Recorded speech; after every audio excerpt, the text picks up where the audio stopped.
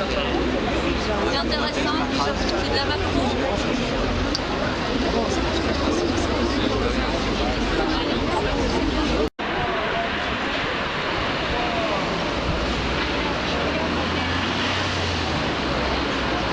Ah oui, d'accord. D'accord. C'est cohérent.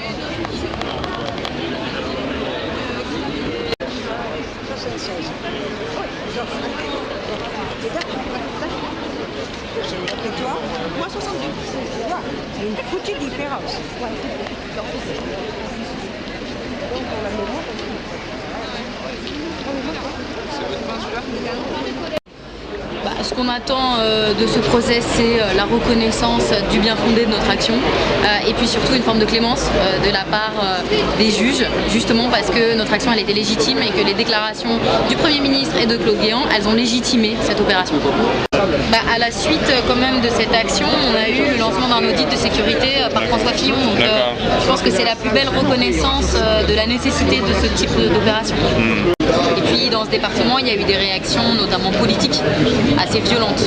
Il y a notamment une prise de position du préfet à l'intérieur de la clique Cruas juste avant Noël, où il estimait qu'on devait être traités comme des terroristes, enfin, que nos militants devaient être traités comme des terroristes. Donc c'est quand même, on sent qu'il y a un positionnement politique dans la région qui est plus fort.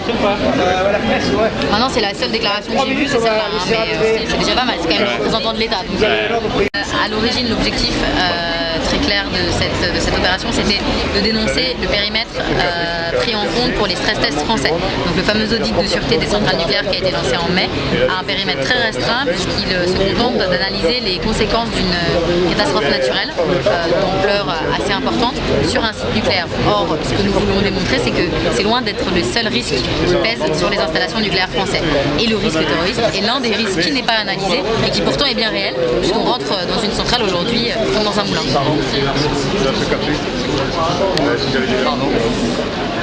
Et moi, excusez-moi. Ouais. C'est du régionaux. D'accord.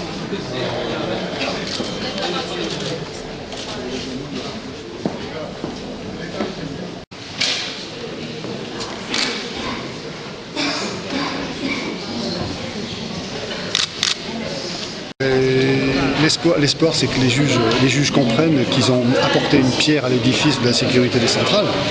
Parce que la désobéissance citoyenne, c'est aussi la construction de notre société. Et que sans la désobéissance citoyenne, on aurait beaucoup de sociétés sclérosées. Et que la désobéissance n'est pas forcément quelque chose de négatif. Par contre, la désobéissance est punie. Donc, effectivement, ce sont les juges qui vont apprécier la dureté de la punition. Il va bien falloir qu'ils disent quelque chose, parce que bon, une transgression, ça doit être souligné.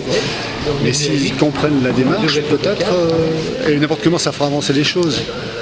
Ils veulent, n'importe comment, leur intérêt, c'est pas de faire des martyrs. Hein. Ce serait contre-productif pour la société en place.